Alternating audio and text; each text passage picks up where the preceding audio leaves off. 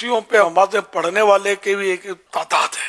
اول تو یہ کہ جو سجدہ حقیقی پر قادر نہیں، جو سجدہ پروپر ہم کرتے ہیں زمین پر سر رکھ کر، تو وہ نہیں کر سکتا۔ کوئی تکلیف ہے کہ وہ جھک ہی نہیں سکتا، یا کرتا ہے تو تکلیف ہوتی ہے اس کو زیادہ، اس طرح کا عذر ہے تو نہیں کر پا رہا۔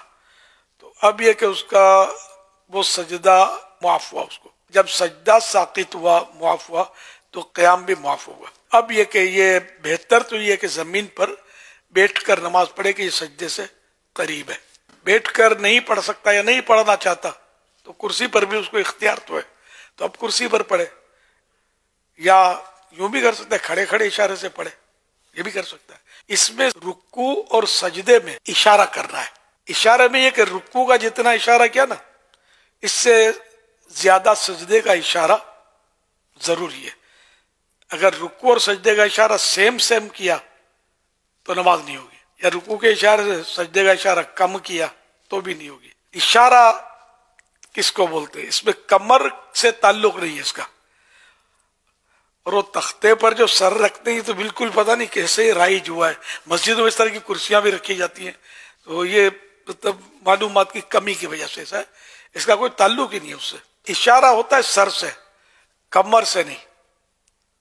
تو سر سے ہی کہ جیسے اب وہ نماز پڑھ رہا ہے، اب رکوع کرنا ہے، ہاتھ کھول کر رانوں پر رکھ لیے رکوع کے لیے، اور اب تھوڑا سا جھک کے اب سبحان ربی العظیم 3 بار 5 بار جو کہنا ہے وہ کہہ لیا۔ اب سمع اللہ لمن حمدہ ربنا ولک الحمد یہ کہہ لیا۔ اب سجدہ کرنا ہے تو رکوع سے زیادہ جھکنا ہے، ہاتھ بدستور ران پر ہی رہیں گے، گھٹنے پکڑنے کی بھی اس میں نہیں ہے رکوع میں اور سجدوں میں، پر ران پہ ہاتھ ہیں۔ اور اب یہ کہ رکوع کے مقابلے میں زیادہ جھک کے اللہ اکبر سبحان ربی الاعلیٰ یہ 3 بار یا 5 بار 7 بار جو بھی کہنا ہے کہہ لیا۔ اب پھر اللہ اکبر کہہ کر سجدے سے باہر ہے، پھر اسی طرح سجدہ اللہ اکبر کہہ کر اپنے کیا اور تسبیحات اس میں پڑھی۔ رکوع سے سجدے میں زیادہ جھکنا ہے، یہ دھیان رکھنا، اگر زیادہ نہیں جھکے سیم ہوا تو رکوع اور سجدے کا جھکنا تو نماز نہیں ہو، شرط ہے زیادہ جھکنا۔